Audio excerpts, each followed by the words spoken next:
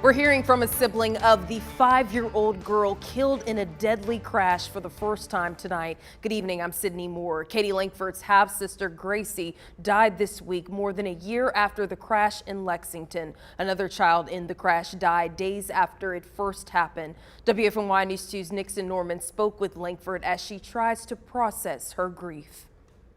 That's right. During my time with Katie Lankford, she expressed anger and confusion, trying to make sense of what happened to her little sister, Gracie. In the midst of her grief, she just wants to carry on the legacy of her 5-year-old sister.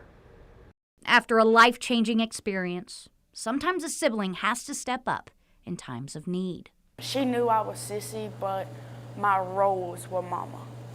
And I don't feel like I lost my sister. I feel like I lost my kid. 19-year-old Katie Lankford says she became a caretaker and mother for 5-year-old Gracie Lankford after she was seriously injured during a car crash. Police say Gracie's biological mother, Amber Whitaker, was driving at the time of the crash in June of 2022. Whitaker is currently serving 19 years in prison for felony serious injury by vehicle and the second-degree murder of an 8-year-old. How do you sleep at night? I can't. How does she?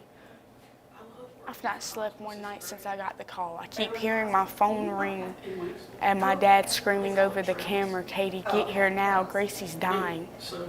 According to police, Whitaker was on methadone. Katie says she was not severely injured at the time of the crash. She got a seatbelt marking. That was all Amber got.